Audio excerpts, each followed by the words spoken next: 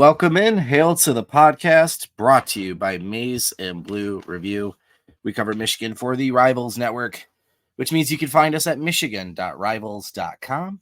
We are here following a Michigan victory over USC, one that a lot of people were almost writing in with Penn at the beginning of the year, and then one that most Michigan fans did not think could happen at all heading into this weekend. And then we kind of had a tale of two halves. It's an interesting situation. And there is a split amongst the fan base, those that are happy to take the W and talk about what's moving forward, and those that are still absolutely miserable at some of the struggles this team is having. We're going to dive into all of that here on this episode. So just the two of us, tonight. Brock Heilig is going to be covering some other things for us this evening. So just going to be myself, Trevor McCue, senior editor, Maize and Blue Review, and Intel Insider publisher, Mr. Maize and Blue Review himself, Josh Henschke, who recently had to drive to Chicago for a 20-minute meeting as he renews his passport for his voyage back to the homeland. But how are you doing other than that? I'm good. Yeah, I'm finally feeling well. I had COVID, which kicked my ass for 2 weeks.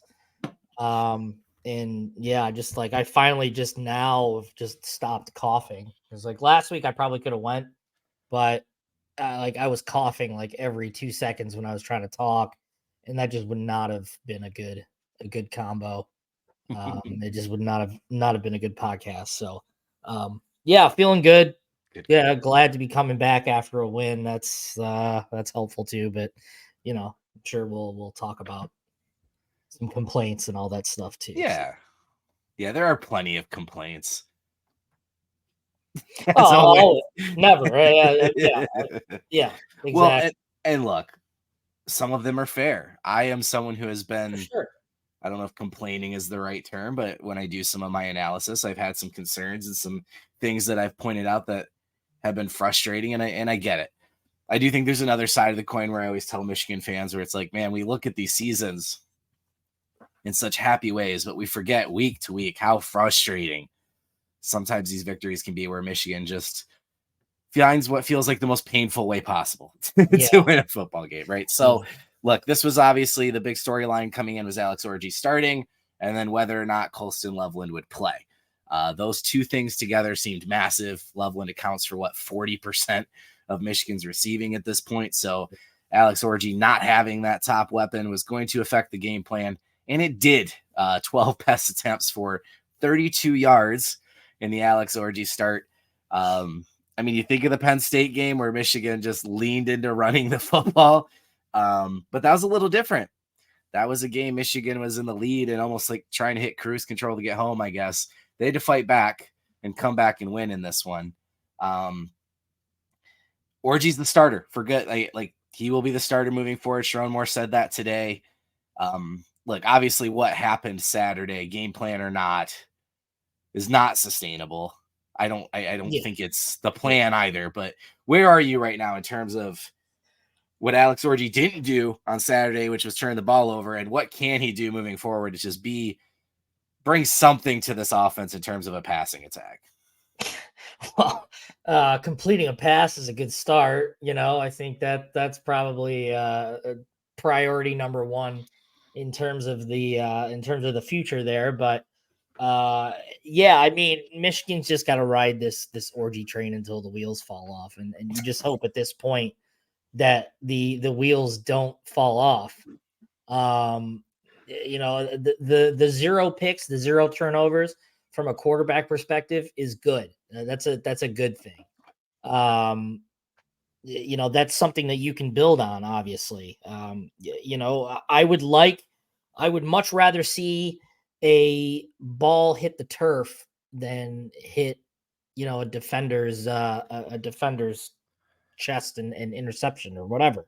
So I think at this point, you have to, obviously going with Orji was the right move here for obvious reasons. I mean, A, you won the game. B, you did you had a game-winning drive to win the game. And C,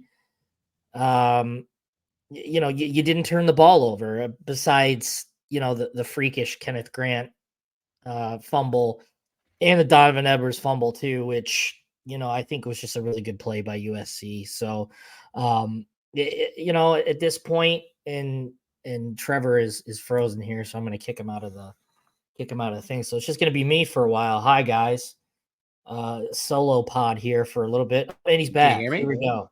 You're back. You were frozen for a good 5 minutes. I think I was just sitting here still, honestly. Well, you were frozen. Okay. You were frozen. Weird. Yeah. All right, go ahead. Anyway, yeah, I kind of just lost track of thought of what I was doing there, but there's always one moment where our podcast gets completely derailed. But I think at the end of the day, Michigan won the game. They played winning football. Yeah, it wasn't what you'd like it to be in terms of a complete performance, but the major boxes were ticked off, and you had a guy, granted, it was on the shoulders of Kalel Mullings, but you had a guy that led your team to, through adversity and out on the other end with a with a win. And I think, as long as the turnover free football continues, you're just going to have to deal with, the deficiencies in this offense and whatever it looks like. Because if there were picks in that game, Michigan was not winning that game at all. They won despite the turnovers.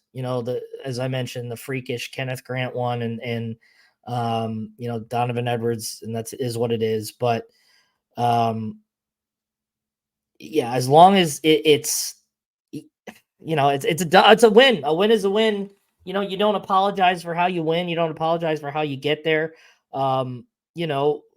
You'd hope that the Minnesota game, you see some strides being made, but at this point, you kind of just have to deal with the deficiencies and just look at it like this passing offense is what it's going to be. Like it's not going to be this juggernaut 300-yard passing, per game type of deal, unless some miracle switch gets flipped like somewhere somehow. But again, they won the game. Orji took care of the football. You just kind of have to deal with it and see what happens. And then kind of just go from there and see what happens from there, and hope that there's some tangible growth from one week to the next. And I think outside of the quarterback position from week 1 to now, there has been some tangible growth, and obviously the quarterback position, you had to change quarterbacks and everything, but I think, there's stuff there that you can look to and say that there's improvements going on. And but yeah, I mean, I don't know, the passing game right now, I mean, it's just, I'm gonna say it. It is what it is right now. You already said it once, you just didn't realize it. Yeah, it's just this is what the passing offense is going to be until they can kind of figure something out. I don't know what something is, but you just have to hope that they kind of figure something out. Well, it's not going to be 32 yards. That's just not going to happen again. Colson Loveland coming back is obviously a huge factor in that, I think. The weird thing in this game, Orji was 7 of 7 on throws 9 yards or less. He was 0 for 5 on throws 10 yards or more. So the one thing with Davis Warren that was kind of interesting was he was actually pretty good at pushing the ball down the field.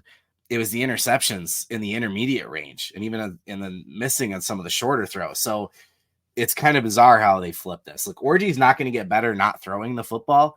Yeah, we spent all year talking about how we think they want Alex Orji to be the quarterback because of the extra element he brings to this offense, even just the threat of him running. We saw the factor that was having in the Reed game with Mullings and Edwards.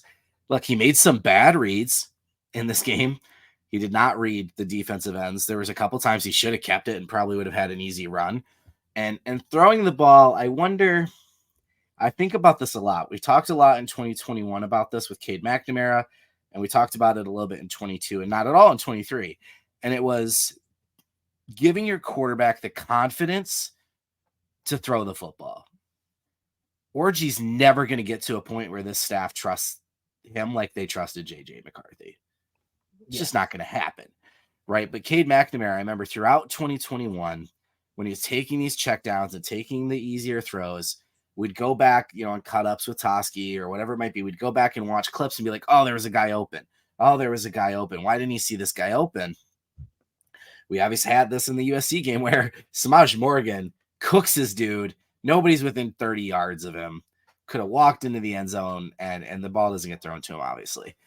But I wonder, you're scaring the crap out of your quarterback to turn the ball over. Are you scaring them to take any chances as well? And on the flip side of that, you got to scheme for him. Give him the play action deep shots occasionally where you can tell him, look, throw it where only your guy can get it. If it's an incompletion, we live another day. Or even on 3rd and long, instead of a screen pass, take a deep shot. If they intercept it, so what? You were going to punt it anyway. Give him these shots at times where it's okay for him to make a mistake, but maybe he makes a play too, right? And that's where I'm with you, where like the offensive line is getting better, but there still continues to be some protection issues. That's why when everybody was screaming about the quarterback change with Warren, I wasn't trying to say, look, I think Warren is perfect. I thought he was better than people were saying, and I also didn't think the quarterback change fixes everything. There's still offensive issues. The O-line did play a little bit better. There's still, again, some formation, play calling things that trip me up a little bit. I want to talk about the running game a lot, but we'll get to that in a second because this all kind of syncs together. I still have no idea what they're doing with the wide receivers on this team. Samaj Morgan had 3 targets, 3 receptions, 6 yards.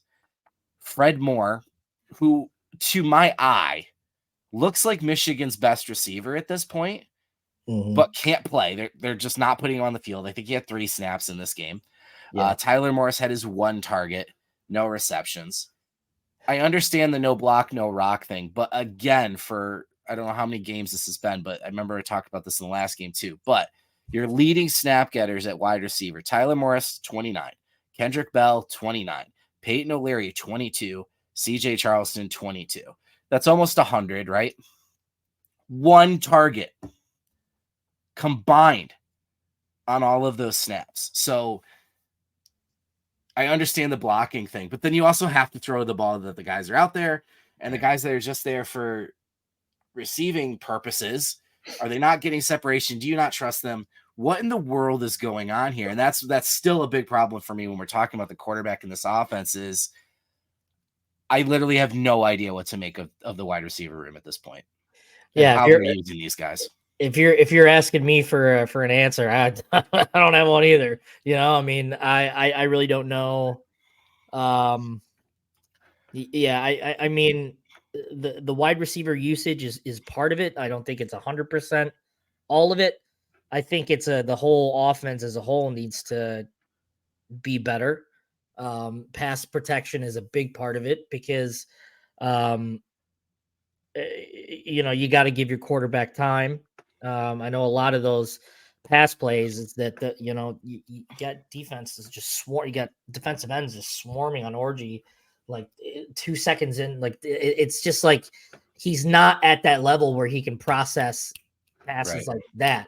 So I don't know. Like you got to dumb it. You got to dumb it down at this point. You really got to put it like bare bones, elementary level route concepts and scheming to get these guys open at this point, and to allow Orji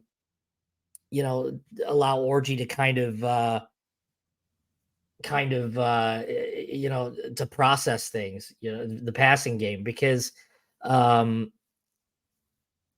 it's tough to I really don't know what the solution is in terms of scheming guys open. You have to hope that there's tangible progress made from 1 week to the next. And it's one of those situations where even if even if Michigan threw for 500 yards this week against Minnesota, it's Minnesota, right? So it's not like it's going to be fixed. No, but I always hate that though.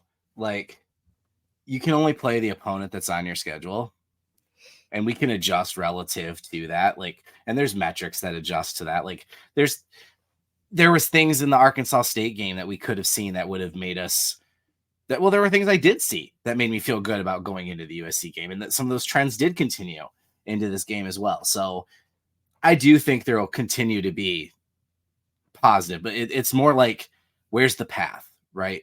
So when it looked the running game, we could see something tangible there for the last few weeks. Yeah. Saw a lot of it last week, and then obviously saw it big time against USC. I mean, I don't know how many times we've talked about this going back to last year. Again, we are I'm not trying to pat ourselves on the back like we were geniuses or anything. A lot of people thought Kalel Mullings was probably more the running back one in terms of your early downs, in terms of your short yardage, that Donovan Edwards could be explosive when used as the change of pace back, like he has been his entire career at Michigan. And we saw that against USC. That last drive, Michigan says, hey, Kalel Mullings, take us home. Yep. Of course he does. And that obviously changes the way we feel about this entire football game. But moving forward, I continue to feel really good about Michigan. Look, Sharon Moore said smash, smash, smash all off season, right? We knew they were going to run the ball. Against Texas, they went away from the run really quickly. They seem to be forcing pass. They seem to be getting out of their base formations and doing a lot of weird things. And after the game, Kurt Campbell said something about, well, once you go down early, talking about how that impacted the game. And in this game, we saw, even when Michigan began to trail and had to fight back, they didn't get away from playing Michigan football. That was a really strong sign, in my opinion. I agree. And I want to take a moment here. Thank you, Michael. I appreciate that. Appreciate the donation. That really means a lot to us as we grow and things like that. So I really appreciate that. I also want to answer this question. Thing is, we only sell 40 yards of rushing before we do a lot of option stuff. So what about total? Yeah, it's the whatabouts and all that stuff. At this point, you got to go with who got you there, and it's Orji from here on out. Unless again, as we said, the wheels totally fall off, and the big thing for Tuttle is he's got to stay healthy. There's nothing tangible out there that suggests that he is even capable of playing a whole game. He can't. He's having issues throwing the ball and all that kind of stuff, and always has something lingering that pops up. So yeah, if Tuttle can get healthy, I think first of all he's going to have to prove that he gets healthy. Well, like you said, stay healthy. Yeah. My biggest fear is you bench Orji. Now you've benched both these QBs, and Tuttle goes out there, and even if he's good, is he going to be able to then go through another full week of practice and another full game and then another full week of practice? Right. I don't know. I continue to feel like the Tuttle infatuation is the quarterback I haven't seen must be the better one and must fix this problem. Right. I'm not sure that's what it is, but that's how it feels to me. Yeah. But that's just my opinion. Out of all three quarterbacks, I think Orji elevates your offense to another level with his own play, with his own athleticism, because now, you're automatically occupying a defensive player when you're out there. If you're Orji, you're going to have a spy on you at all times. If you're Davis Warren, you're not commanding a spy. Tuttle, you're not commanding a spy. And so now, with the passing game still trying to figure things out, you don't have that freed up defender. So to his point, though, and I think I've seen this with some people too, he said 40. It was 52. Orji had 52 rushing yards on 12 attempts.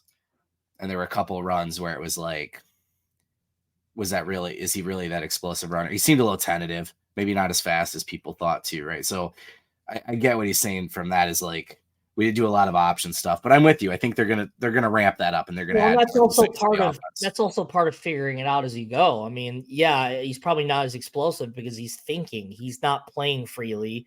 He's Yes. thinking too much. He's not letting the game come to him, and that's that's a scheme thing too. You'll start to see more explosive plays the less he thinks about stuff, and that's when you kind of see the offense taking that another step too.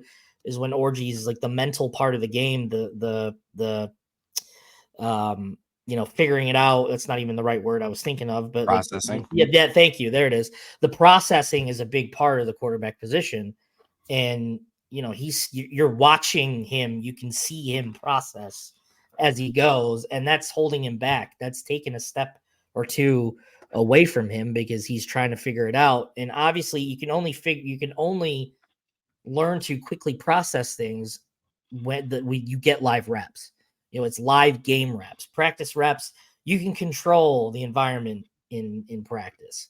You can have a controlled environment that that you can set the parameters, you can set the guidelines. But when it comes to a game, yeah, you have your scripted plays to start. But once that script goes out, man, it's a whole new ball game, and that requires you to. That's why experience matters, because when you've been through this before, you know what to do, and that's why having a guy like Kalel Mullings is so important. Who's experienced, learned a lot from Blake Corum last year and Donovan too. So yeah, it's a lot of it goes hand in hand. It's not just an easy fix saying, hey, that guy's got to be better, or hey, the receivers just the receivers got to be better. It's a lot of it. Yes, the receivers have to be better. Offensive line has to be better. Orji kind of has to figure things out. And that's just what it's going to be for the remainder of the year here if he can continue to take care of the ball and play smart. I think when you're talking about like, oh, Michigan should just go back to Davis Warren, but it's like, okay, that's fine, but put Davis Warren in that game and he throws 3 picks, Michigan's not winning that game. You're okay with giving a defense more series, and which taxes the defense even more, which just tires them out even more. And yes, I'll give you the third quarter where they were just awful in the third quarter and could not move the ball. But turnovers just tax the defense, and that's the biggest thing, is taking care of the ball. And that's Michigan's biggest calling card right now with Alex Orji, is that he's taking care of the ball, and they're winning. So you just kind of have to let this play out. These guys going to have to go through their growing pains, and everyone's just going to have to get better. And that's just what it is. That people just have to get better. It's probably going to be baby steps. It's not going to be pretty, but I'd much rather talk about it not being pretty after a win, and a win of that caliber, and I'll say magnitude too. I mean, that's a pretty big win for Michigan. And so that's important. So, we'll kind of see what happens next week, but I'd much rather be talking about baby steps after a win than baby steps after a loss. And that's, as long as that momentum builds, it'll snowball eventually. Whether it's next week, the week after, or in a big game or a big moment, you want to see improvement. And yeah, they have, and they've got an identity now. Michigan's offense was kind of struggling to find a little bit of an identity early there, and now that smash mouth football is back, at least for another week, and you've got something that you can rely on for sure. I don't think we'll know for a few weeks yet. Obviously, it depends on how Orji does develop and things click in terms of, looking back on the decision to not start him. The one thing that stuck out to me, the way the offense felt, not cohesive, and some of the clunkiness came from again, all off season, Alex Orji was going to be the dude. We want him to take the job, and I understand why you react to the practices the way you did, but you roll out in this season now with a quarterback that guys probably didn't think was going to be the QB, a center, which we'll get to that in a second too. You didn't think it was going to be a center, right tackle. Like there's just a weird vibe, right? And with regardless of the stats, I think we did get to see from Alex Orji what we've also talked about this offseason, which has been his magnetism, the way the players are kind of drawn to him and his leadership and his it factor in terms of the way he carries himself and speaks. And this team is void of leadership or came into the year void of leadership from the previous year, right? We knew that there was a lot of guys leaving, and he provided a spark in that way for sure. Obviously it's going to have to translate on the field in terms of some production, but to your point, again, a win, right? You get the win. And I hate doing the if this thing because you can do this with any football game, but there are a lot of weird moments in this game where it probably didn't even need to be as close as it was. Right. Exactly. You brought up the Kenneth Grant, man. When it was happening, I'm thinking, dude, big man's going to run this back, go. Right. Yeah. And then of course, when he gets the ball taken from him, I'm like, oh, you idiot. You should have gone down. Yeah. Right. We all have the ability to do that, but what a fluky scenario. And look, if I had to fumble, or if I wanted it to be a fumble, I would have said the ball came loose before his arm was going forward. I obviously wanted it to be incomplete, so I'm trying to twist it. The Edwards fumble, to your point too, also kind of bizarre, gets them, into short range. But that right there, you got a 4-point swing with the Grant turnover, because otherwise they would have had a field goal. You obviously give them the gift touchdown on the flip side. So I don't know. There's a lot of weird moments, but back to the running backs real quick. And then I do want to talk on the O-line before we switch over to the defense. Actually, I do want to shout out Zay here real quick. I don't want to ignore this donation too. Zay, thank you. New to the channel. Thank you. I know he's not new. I know who this is. Do you think Wink will adapt to college football? We'll talk about that here in a minute. I think he called a good game personally. I do too. And fix the guy on the left's lighting. Yeah, he's got to fix the old internet here. I got sent to the basement. I apologize. Yeah, you're in the gulag currently. It's so funny because everything on my end's good. I'll have to see, but yeah, we'll get to Wink in a second because I am actually really happy with where the defense has gone since Texas. So, look, the Mullings Edwards thing. I've got the split up here. They've got very similar carries, 53 to 50. Mullings now has more, but 429 yards to 224, 8.1 yards per attempt on the season for Kalel Mullings, 4 touchdowns. Look, Donovan's had some big runs.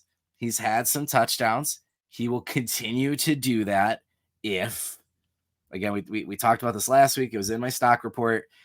When he comes in after you've already ran a few plays on a drive, Mullings has already run over a few dudes. When he's coming in on second and short and the playbook is more open, when he's coming in later in games, he can do what he does best. Yep. I'm not saying don't give the ball to Donovan Edwards. I've never said that. I'm saying he's the Lightning. He's not the Thunder.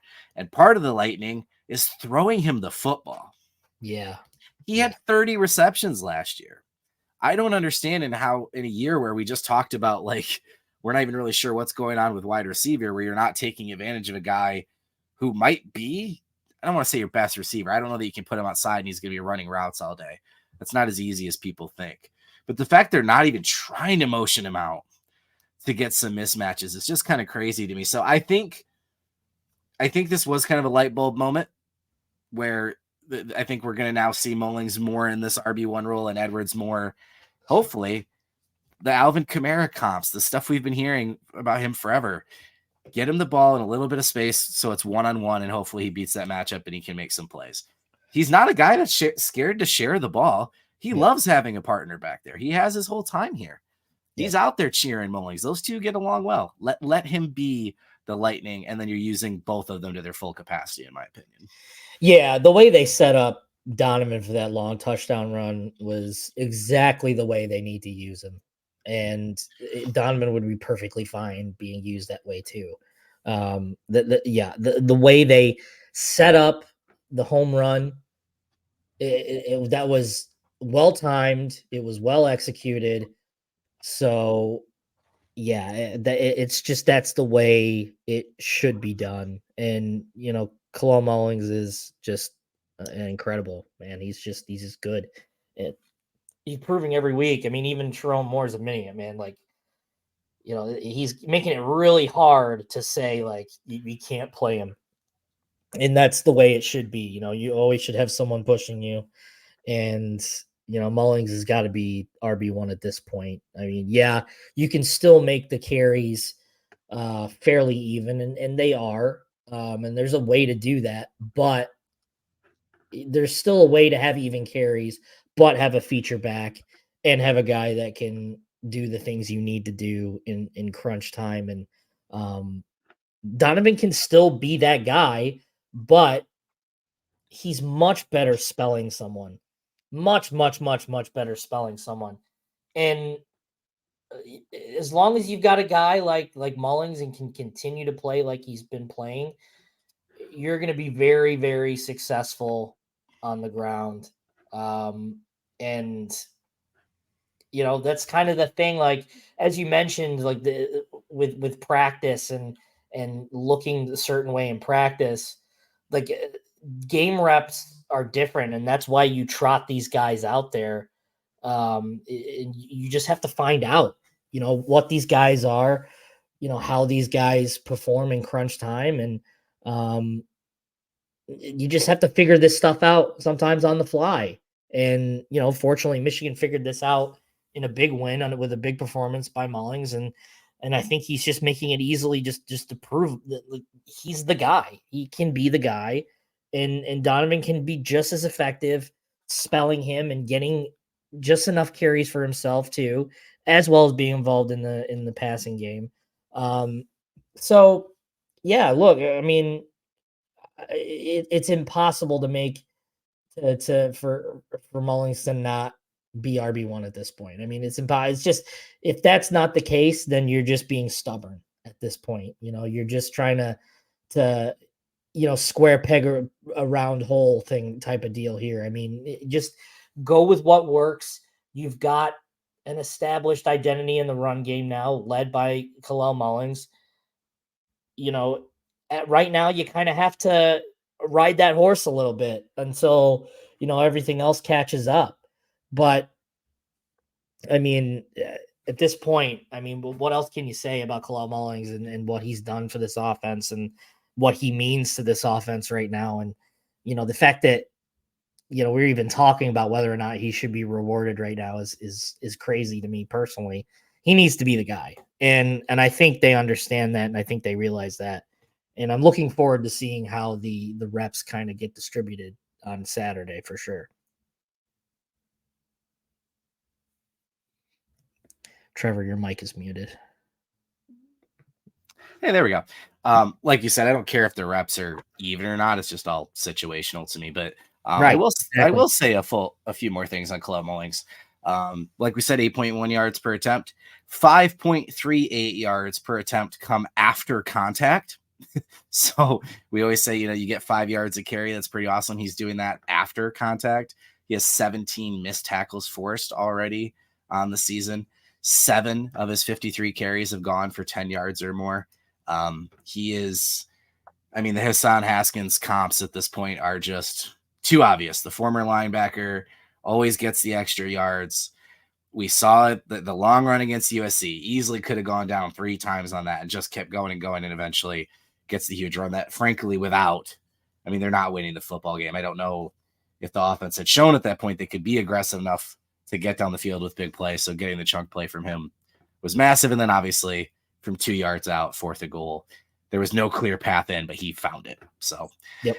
Do you want to talk on the O-line real quick? Yep.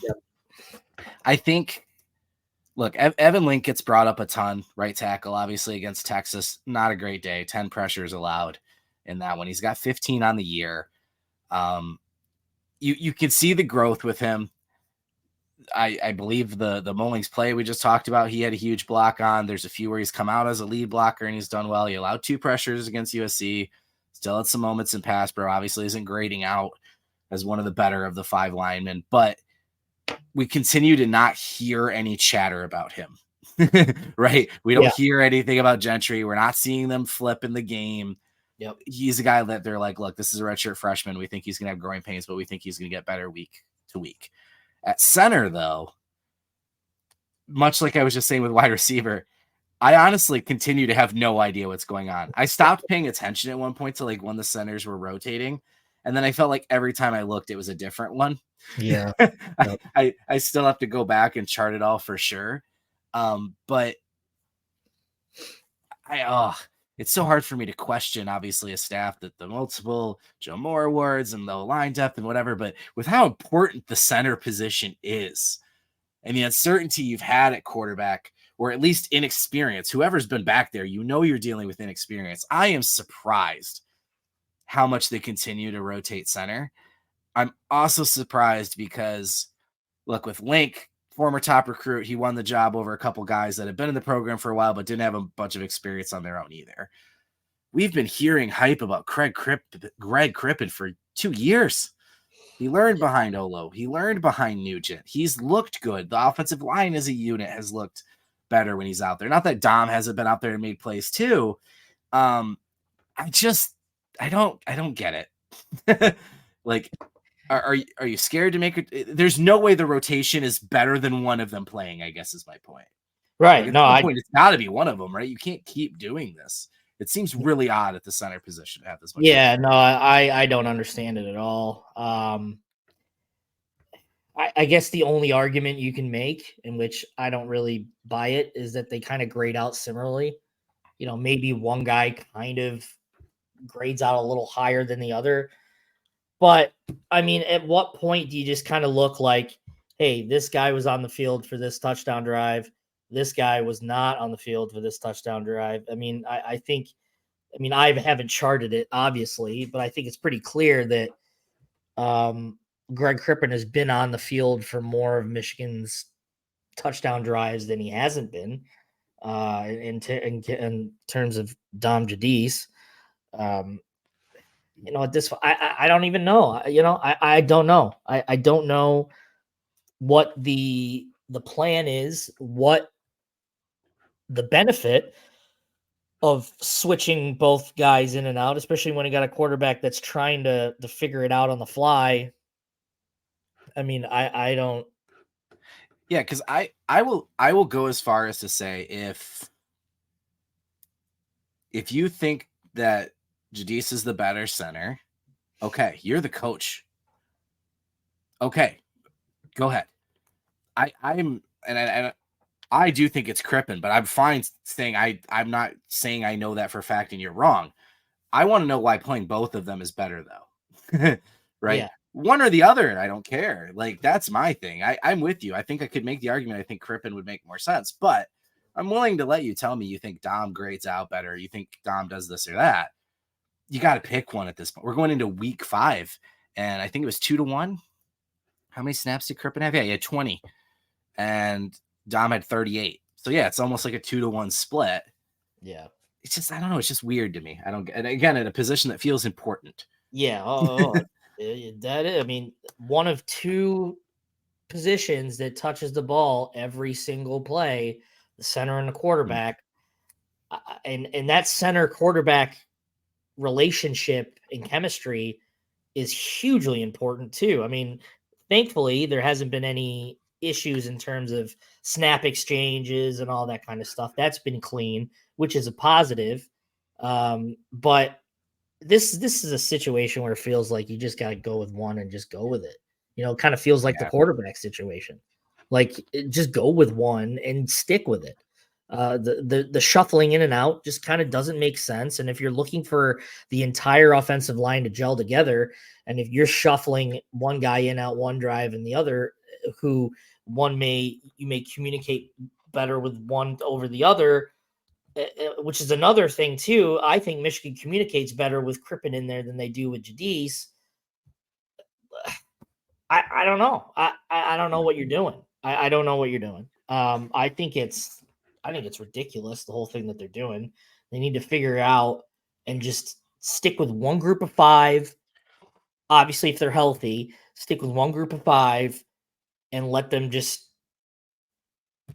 have at it. Let him go through the growing pains like you're doing with Evan Link. I know, obviously, you're bringing in Gentry as a jumbo guy, but you got to let these guys A, play together, B, learn together, and C, grow together. And if you're I don't even know. I don't even necessarily know if you're even disrupting that by switching guys in and out. But it just doesn't. There's no continuity. I mean, it doesn't. You need a guy.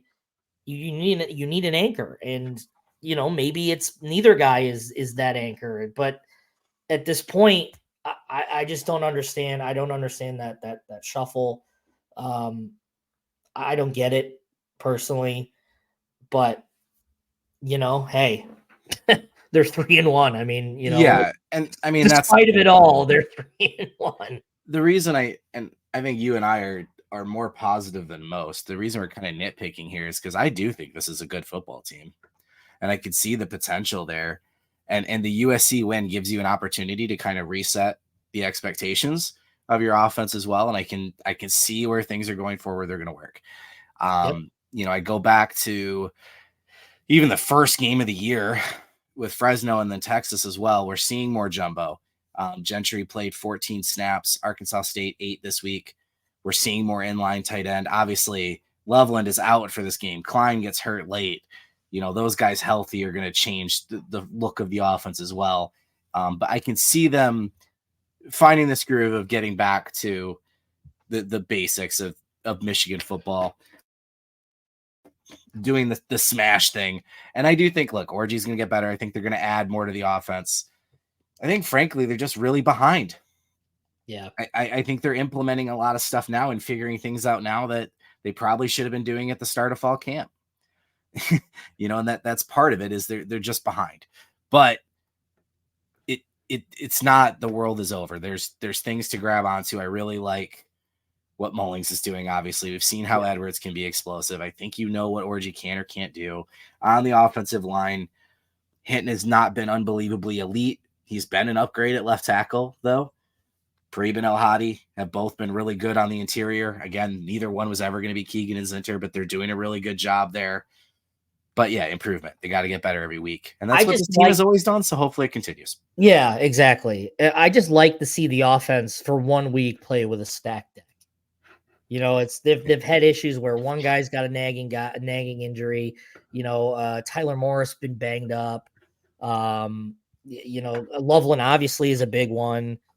I would love to see this offense play with a stacked deck and play like they have been, like obviously with improvements, but play with that positive momentum that they're building. I would just like to see that happen at some point this year. And injuries are part of that, and I think Michigan has had incredible injury luck outside of Blake Corum's injury against Illinois 2 years ago. I think they've had really incredible luck.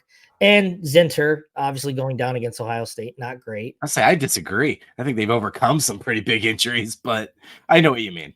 Yeah, I mean, we're talking like wholesale injury. I mean, now you've got multiple injuries across on both sides of the ball. Well, and what Loveland? I mean, you reported pretty early in the week. If it had been up to him, he would have played. Yeah. Obviously, he doesn't get the clearance, and they feel better not risking, longer term. But it feels like it'll trend towards him playing, hopefully Saturday. Do we hear anything on Klein and his hammy? If that was no, did he talk after the game to Jansen? I think he did. I don't know. Maybe I misread something. We'll find out later in the week. Everybody says they're fine on Monday. Yeah. Right. Well, I think the big thing is, I mean, they might not even play Loveland this week too, just to give him another rest for a big road game coming up against Washington. Night game, yay. They might sit him. I mean, and I'd be fine with that, honestly. I think they'd be okay with that. We've seen that pass, but yeah, I mean, we'll see. I mean, I don't think Loveland is willingly sitting there going, yeah, that's fine. You don't have to play me. I mean, he's going to be begging to go out there. So we'll see. But I think the big one obviously is Will Johnson. And from what I was told, He's fine. He spoke to the media today, which Michigan never does if a kid's injured Right. and not expected to play. From what I understand, he's just got this lingering injury that he's going to have to deal with. That's not necessarily going to slow him down. I'm obviously not going to go get too deep into the weeds with injuries and stuff like that, but it is a nagging injury that he's just going to have to deal with that isn't going to, I guess, hinder him in terms of being able to move sideline to sideline and things like that. So, yeah, I mean, mostly good news. Klein, haven't really heard anything from him, so we'll kind of see. I don't know. I mean, that could have been who knows. I mean, could have been a cramp, could have been anything, but yeah, we're gonna see how the week develops. Obviously, Monday it's way too early. Guys aren't even going to be in pads yet until tomorrow. Today is more of a walkthrough type of deal. Or excuse me, actually, today's a whatever you call it, a opportunity practice for guys who didn't play in the game.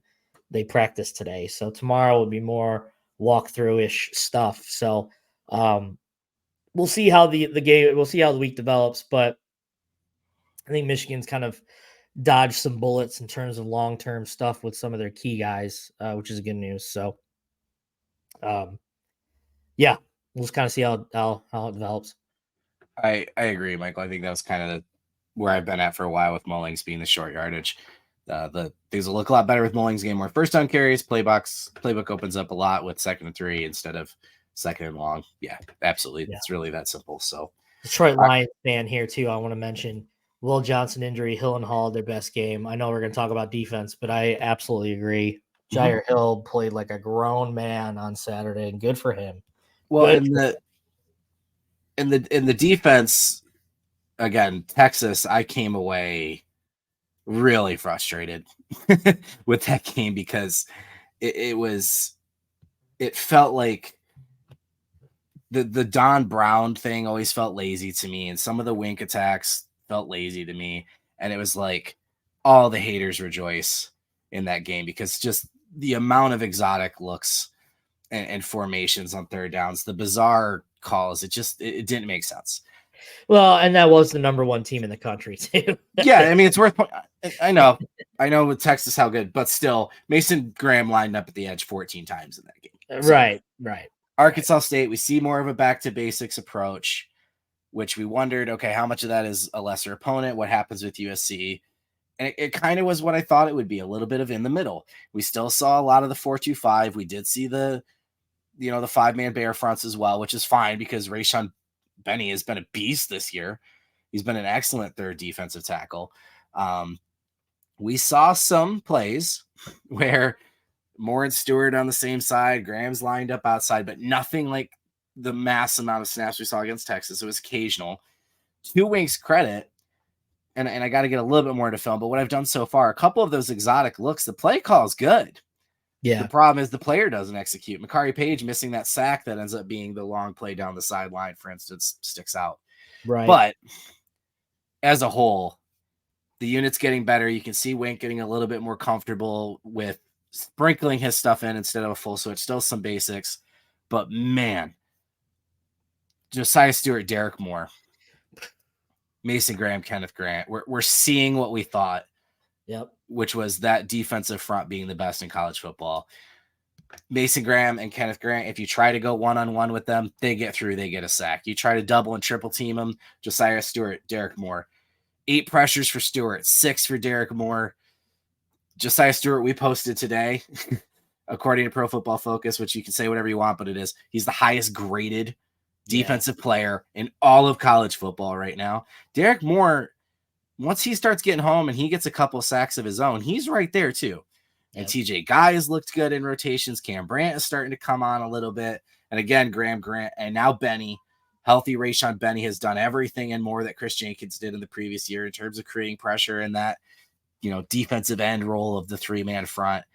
Yep. It's looking good up front. That's starting to come together. And I'm willing to let Wink do a little bit of his exotic stuff here and there, as long as you lean on that group and allow them to kind of just do their job most of the time.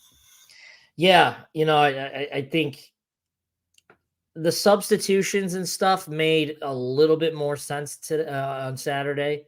I think there was more rhyme to reason, and those guys were rewarded too. I mean, I think as you mentioned, like TJ Guy played really well, Benny really well. I think this offense is going, or excuse me, this defense is going to really live or die through the front four. I mean, I think the linebackers are still kind of going through it a little bit. Jay Sean Barham has not been the guy that we've heard all through camp, and that's sometimes that happens. As we mentioned, the practice is you can kind of control the environment a little bit, and games somebody told. They said he's a cold-seeking missile. So that he's a hard-hitting linebacker, but right now he doesn't know where he's going or where he's going. a lot of that is processing too. I mean, he's still kind of figuring out this is a new scheme for him, and I think once the year goes on, you'll start to see Barham figure it out a little bit more. But I mean, Houseman's been fine. Jimmy Rolder has been incredible. What a pleasant surprise he's been, Jimmy Rolder. Good for that kid, man. Good for that kid. What a pleasant surprise he's been. Well, they needed that third linebacker. When they needed that, some of Barham struggles. So when they needed that depth, and as we weren't really expecting Barham to struggle as much as he has, but yeah, you've got that depth now. Hood's did play a little bit against Arkansas State, but didn't see the field against USC. But man, yeah, now Rolder, good for him, man. He'll keep seeing the field more and more too. His plate is going to get fuller and fuller, and he's going to earn every bit of that. So, good for him. But I think this defense is going to live or die through that front four. And if they continue to play like they have been, or like they have last week, they're going to be the ultimate equalizer for you, because, they're going to shut down your rushing attack. I mean, you're talking about, I think, if I remember correctly, I think this is a top 15 unit against the rusher. They're pretty close. I can't remember. I'd have to go back and look at my rankings, but they're pretty darn close. They're really good against the run this year. So 11th. Yeah, there we go. So yeah, 11th against the run in the country. That's really good. So obviously you'd like to see things get tightened up a little bit more, and that just, especially communication wise, I think that's their big issue right now. Last year their big calling card was what do they call it? Obnoxious communication. It's one of the 4 pillars. Yes. Yeah. I don't think they've had that type of obnoxious communication yet, or if they have, it's just not been effective. But I mean, that's the benefit of having so many guys who've played football last year. Right. You can communicate, and obviously not having Rob Moore is huge. I think you're seeing with Makari Page's struggles, Rob Moore covers up a lot of the warts in that defensive backfield, and not being there is you're seeing it. You're seeing it. So hope he comes back by at least the end of the year, or B, takes advantage of that redshirt year, because they could sure use him next year. But I think the most important part is that you're seeing growth in a lot of areas. Jair Hill looks great. Amir Hall has been getting more playing time, and the fact that they thought that they could sit Will Johnson, even though he could go out there and play, and they sat him in a crucial part of the game, and they were okay. I think that says a lot to A, the trust that the staff has in the young guys, and B, the growth that these young guys are having as well. Yeah, and I want to mention too, I was talking about the defensive front. Ike Awuna is a guy, when you talk about the fall hype translating, I'm still very confused by the Anoeta usage. But Ike is a guy who we heard things about in fall camp, and he's starting to earn it on the field. He's getting more and more reps every week. He's looked really good when he's been out there as well. So some of that depth is developing. You brought up the safety spot right now. Makari Page and Quentin Johnson are both playing a lot. Quentin Johnson, they're asking a lot of him this year, kind of to do some Rod Moore-like stuff and kind of help with the Sainristil. He's been sent on blitzes quite a bit. He's come up in coverage. He's gone back and played safety. Like you said, not Makari Page's best game, unfortunately. But part of that too, the secondary in general, like you said, I mean, we saw, was it Jair Hill and Page on the touchdown? Where like Hill started to come up, and I'm not sure what he was coming up for. And Page is the deep safety, and his only job in that situation is to cover that deep route, and he lags on it. And then we had the other touchdown where you've only got two corners on the one side, and one of them blitzes. There's a guy wide open, nobody over there to cover him on the, and I don't know where the play call was messed up because there's a blitz on the other side as well. So it's tough to know who to blame, but you're seeing before snaps too, guys pointing and still running around. They definitely don't have this defense down like they did last year, which is not, I mean, look, that was a national championship team, is a team with a bunch of returning starters, like you said, guys that had been in the system for multiple years. I mean, it was another language to them at that point. The way they could read and react and know what each other were doing, that's the benefit of having such a veteran team. Yep. I am optimistic they're going to get there.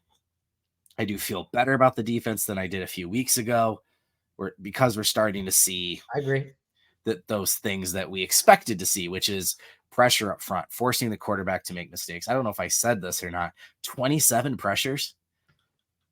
Yeah, like that's a lot, and only 4 sacks. They're still struggling on the sack conversion.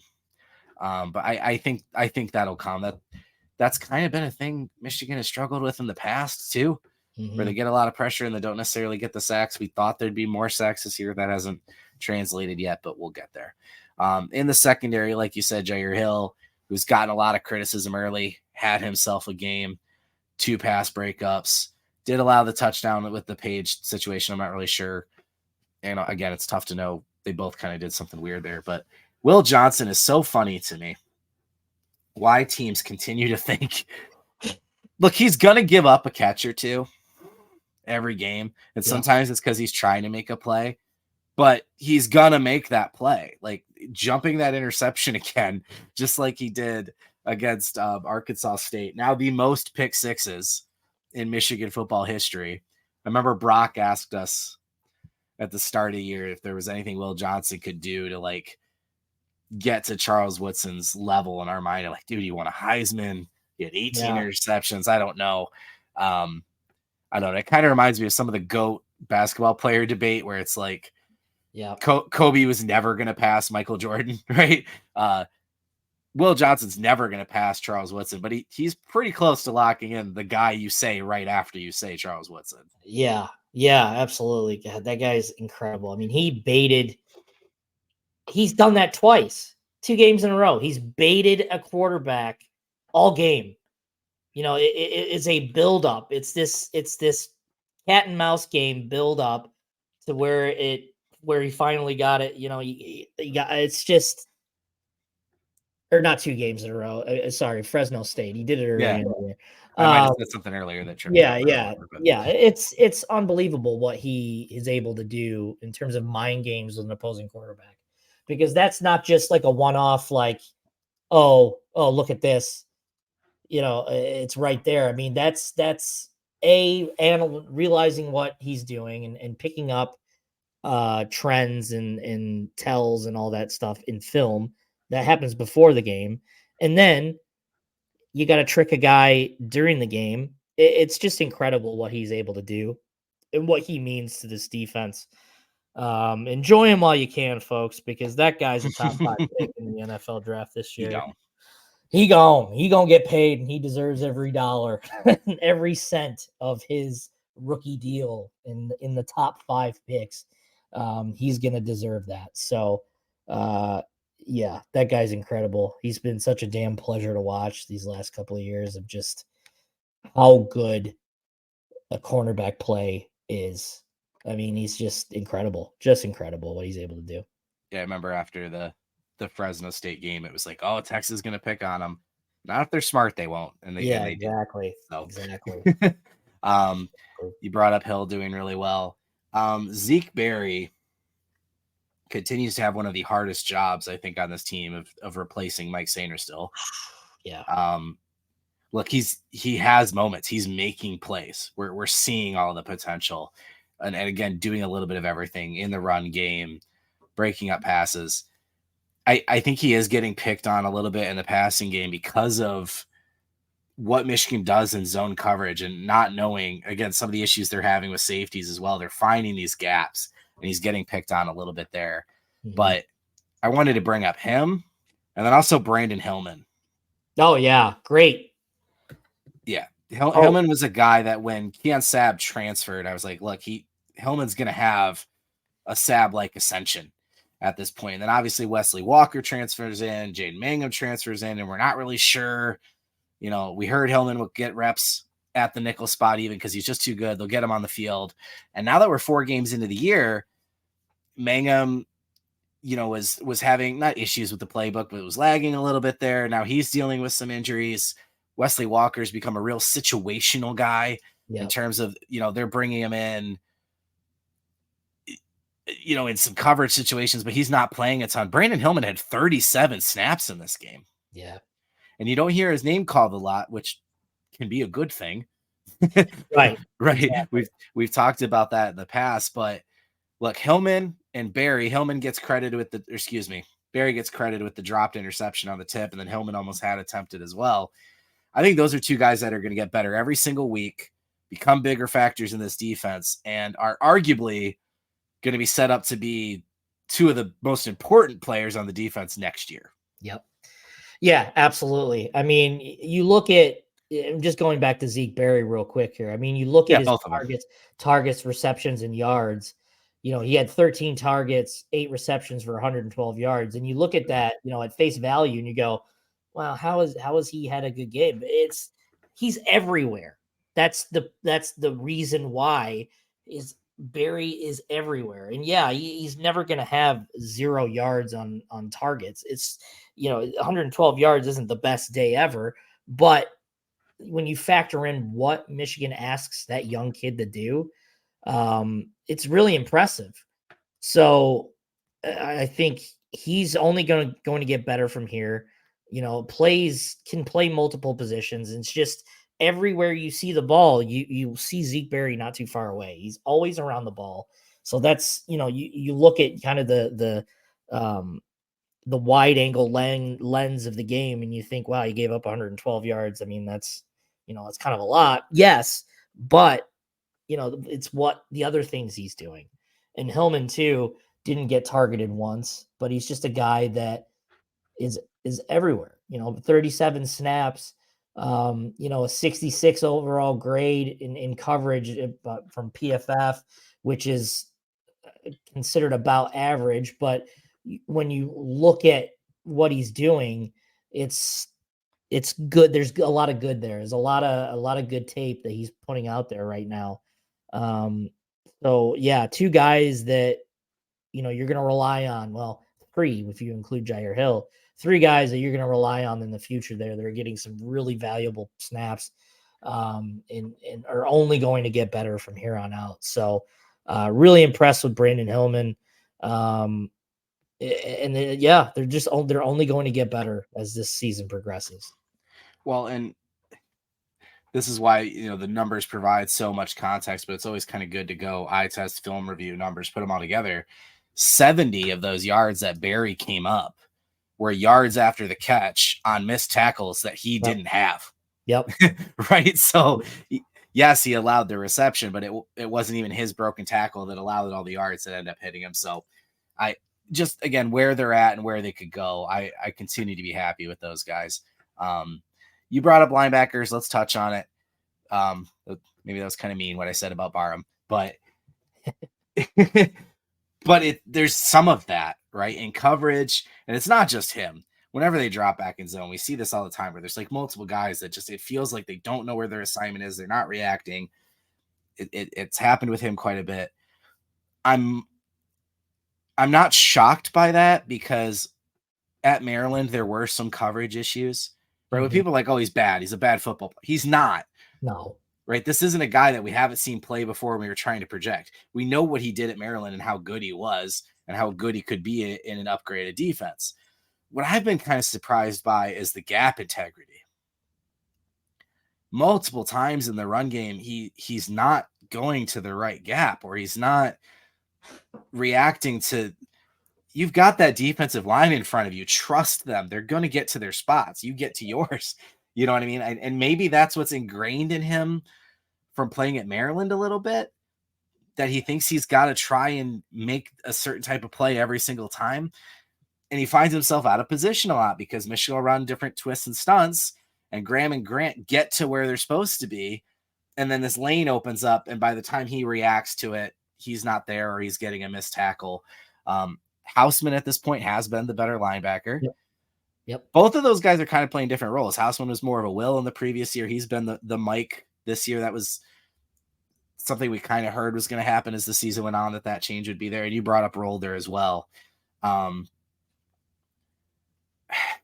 Again, I hate using the word concern, but just talking about the defense, where we've talked about where there's improvement, places where we're excited. I remember in 22 having a lot of these same conversations with Colson, and Barrett. Mm-hmm. The last time, Michael Barrett's dad still gives me crap to this day about this. The last time I picked on Michael Barrett and how bad he was in coverage, he had 2 interceptions, including a pick 6 against Rutgers the very next week. So fingers crossed, Barham has a couple picks coming. But it kind of reminds me of that 2022 where you were replacing some big names, but you had some guys coming back. It's not a no-star defense. There's stars on this defense, right? Mm-hmm. But instead of 23, where it felt like all levels of the defense were working together in this really great synergy, it feels like the front has its moments, the secondary has its moments, the linebackers have their moments, but they just haven't clicked as a unit. Yeah. David's right. The growth is happening. I agree 100%. I think Rolder stepping up and adding that third linebacker is a big piece too. But is that where you're at? Like, I'm not ready to freak out. Yeah, no, I know what Houseman can be. I know what Barham can be. I feel like it's got to click at some point. I think some people just need to realize that, this isn't going to be perfect overnight. It's not going to be 2023 level defense, which was arguably one of Michigan's best defensive units of all time, really. Yeah, we had conversations about 23 versus 97. Right. Like that's how good that unit was, yeah. Some people in a I want everything now world that we live in, this isn't one of those things that's going to happen. I mean, yeah, next week they might come out and look elite, look like 23 defense against Minnesota. It's a gradual climb because you have to look ahead to the future a little bit in terms of this defense. I mean, it might even look ahead to not this year. It might have to look ahead to next year. I mean, yeah, they're losing a bunch of guys after this year, but when you're talking about the Jair Hills, when you're talking about even Barham, who has a year that can come back, Houseman can come back next year. You have to kind of look ahead, and it's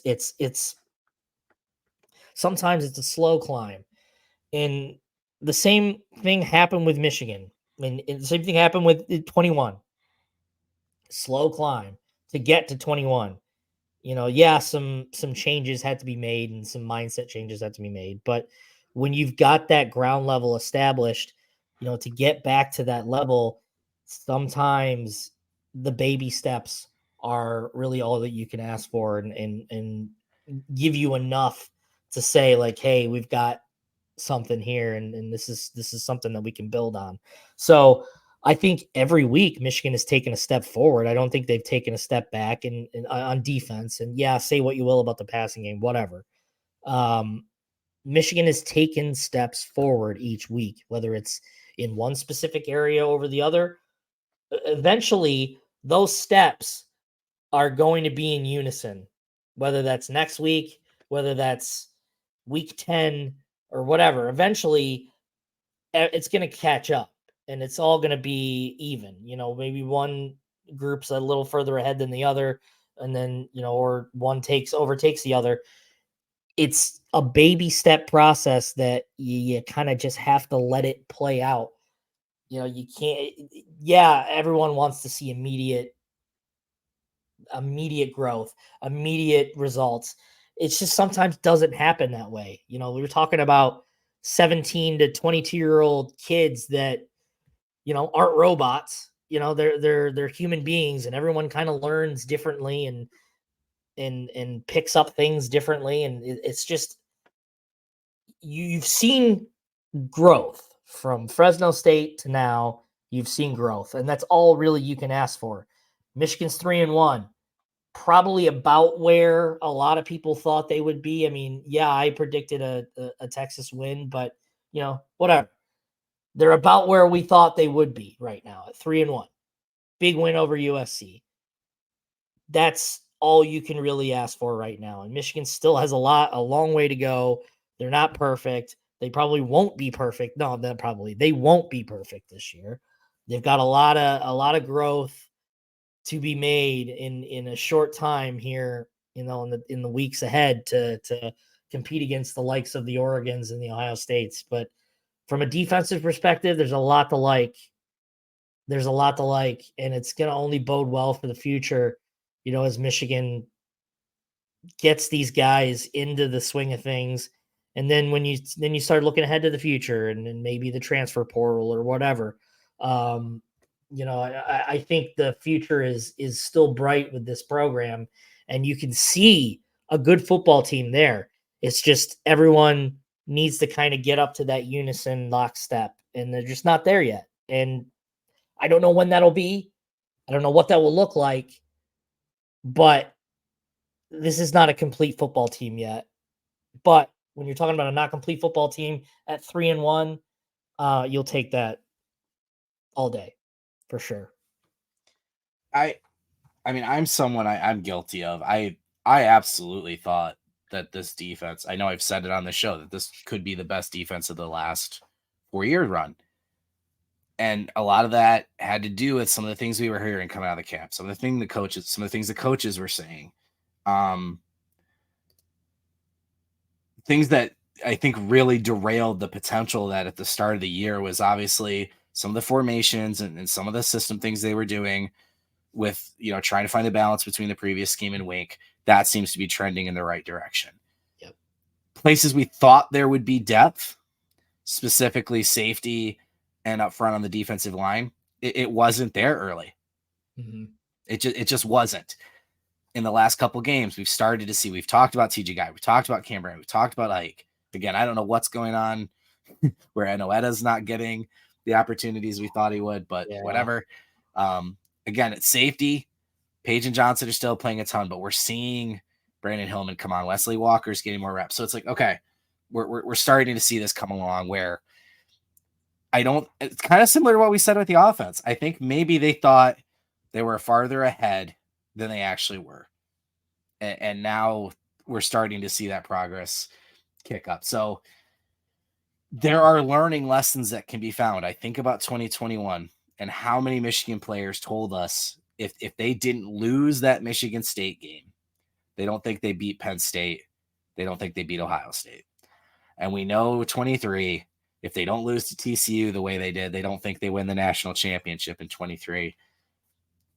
I'm hoping, trajectory-wise, now that you get the USC win out of the way, and you are 1-0 in the Big Ten, and you do still have everything in front of you, I hope this team goes on a trajectory where they can look back at that Texas game and say, hey, nobody likes losing a football game, but that game is the reason we did XYZ. We were able to accomplish these things. Maybe that was the wake-up call they needed to separate from, we spent an entire year talking about continuity and everything staying the same. It's not the same. Right. And maybe that was the wake-up call that they needed, that like, hey, we can still have this culture, but maybe we were riding that natty thing a little too far. And it was good. It was good to get a chip on our shoulder. The defense at this point, I am a big fan of SP plus. I still want to call it S&P plus. I know it's just SP plus now. I've always been a massive fan of it. Bill Connolly does incredible work. He had Michigan winning this game by 4. Won by 3. I thought it was interesting going into it. I tweeted on Saturday, man, Vegas and analytics loved Michigan in that game. So they obviously knew something. But yeah, the defense is now 5th in S&P plus, which is really, really good. The offense is 61st. So obviously hope to continue to see improvement there. So Michigan this week will play Minnesota, a team that, I mean, I don't know if anybody was nicer to Michigan last year than PJ Fleck. Maybe he always wants to keep that door open where he could potentially come. Yeah. He's looking for that assistant coaching job when Minnesota. Yeah, maybe. But look, the Little Brown Jug's a fun rivalry, lopsided as it is. There's just some traditional, Big Ten fun to that. Obviously, you hope that's not a close game. Michigan can show up healthy and leave healthy, get a big W, continue to take some strides offensive, defensively. Because like you said, there's no cakewalk this year. Going to Washington is not going to be easy. Indiana looks like it's going to be a tough game. Yeah. There are some metrics that show Indiana might end up being favored in that football game at this point. All props to Kurt Spaghetti. I thought his talk, especially at Big Ten Media Days, was over the top, but he's backing it up. So props, dude. Walking the walk, good there. And obviously, look, Childs at Michigan State continues to make plays and mistakes, as you would expect from a first-year starter. We just got done talking about it with some guys on this roster. That roster at Michigan State we knew was going to have a lot of growth it would need to make this year, but Jonathan Smith's doing a great coaching job. That's not a bad football team. Mm-hmm. And if you're Sharon Moore, you do not want to lose to Michigan State in your first year. So, and then of course you get to November. And you've got Oregon and you've got Ohio State. So real quick, because we're already over an hour here, where are you now expectations wise? I mean, I feel like at different points in this offseason, we've talked about, look, if they can get Cade McNamara play out of the quarterback, 11-1's there, 10-2's there, to at our lowest moments, like, man, 6-6 and 7-5 is on the table. Yeah. The range of outcomes has continued to be wide. But beating USC, arguably the way they did, and then some other teams that we just mentioned with their improvement, where are you? Is 9-3 and finding a way to sneak into this playoff still the best outcome? And is it the most likely outcome, or do you think it's something worse than that? Yeah, they're probably a 9-win team right now. I think I don't know the way the top 25 is breaking down right now. I don't know if 3 losses will get them there. However, the 3 losses will be to arguably, if it all holds up, number 1, Texas. Ohio State's going to be a top 5 team. Right. Oregon, top 5, top 10, 5-10. Either way, all top 10 losses. Does that get you done? I don't know. I think Michigan needs to steal either Oregon or USC in order to get to that 10-win thing, because I do think Michigan's going to be undefeated heading into the Oregon game. They're going to have to steal one of those against Oregon or Ohio State. I mean, both would be hilarious and fantastic, but I just don't know if that's going to happen right now with the way this team looks right now. So, I mean, that could change, but I think stealing one of those against Oregon, Ohio State will probably put them in the playoff. But 9-3, maybe if they're really, if the committee is really kind of favoring those 3 losses as like not big knocks, but I think 9 wins is probably the glass ceiling that is very capable of breaking if they can, kind of get things figured out. I mean, that's kind of where I'm at right now. Yeah. It's so tough to project, and I don't have it in front of me. I don't know. The problem with these mega conferences and how many good teams there are, they don't play enough games. Right. So, like, I look at the SEC and how top-loaded the poll is with SEC teams right now, and I think, well, they're going to eventually eat themselves up, because that's what would always happen in the past, right? Is eventually the schedules roll out, and these teams, you figure things out. Teams win, teams lose, and things even out. But the SEC only plays 8 games. Right. So again, I'd have to look at all these schedules and be like, okay, Texas, Bama, Ole Miss, Georgia, Tennessee, Missouri, are these guys all playing each other enough that they'll actually start knocking each other off? Or are there going to be a bunch of undefeated 1-loss and 2-loss teams? There could be a similar situation in the Big Ten too.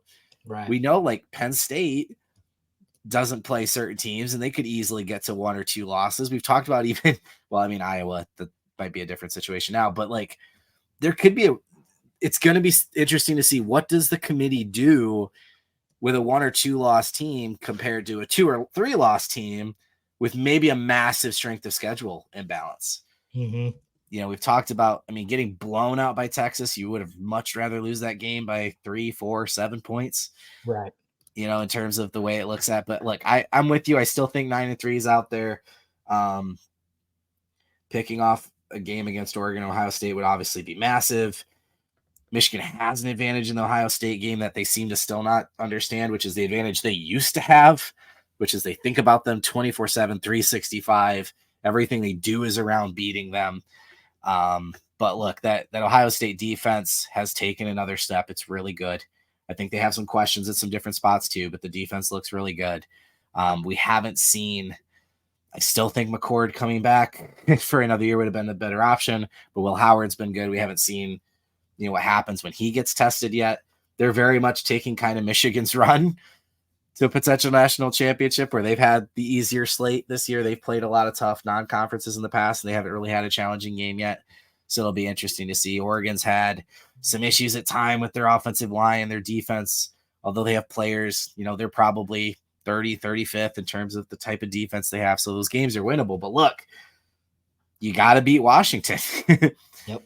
Right? You got to beat Indiana. You got to beat Michigan State. That's just where Michigan is now, where your margin for error at this point isn't massive. There's going to be games you might not win all the games you're supposed to. Mm-hmm. Our guy Scar today, I watched today, was talking about not very much different from 97, really. Michigan might win a lot of games this year, and they might all be close. Right? Yeah. There might not be a lot of Michigan blowout wins on this schedule. They might be finding ways to win every single game by 4, 7, 10 points, which is going to be boring. Yeah, which could make for a very stressful year for Michigan fans. So yeah. You know what's wild to me? After this week, there's only 3 more home games left.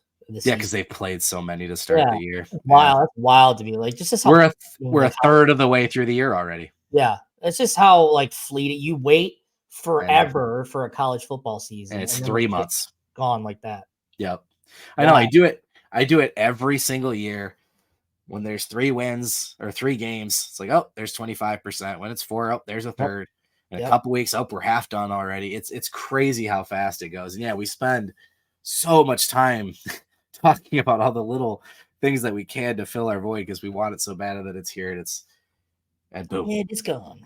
And it's good. Oh, yeah, South Park reference. Let's go. So, all right.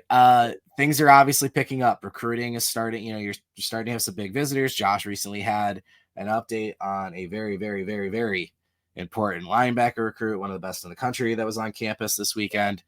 That's going to continue to pick up recruiting as we go on. Obviously, our premium content around Michigan versus USC heading into Minnesota will be there.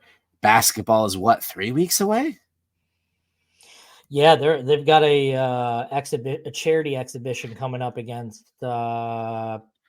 Oakland here. I think October 20th. I think it is. Is that what it is? I know it's close. The media day is October 18th. It's coming up. It's starting quick. It's getting here. That's such a fun time of the year too, where football is getting into the end of the year and basketball is just getting started. That overlap, and we might, for Michigan fans or people in the state of Michigan that also happen to be Detroit Tiger fans, we might have playoff baseball.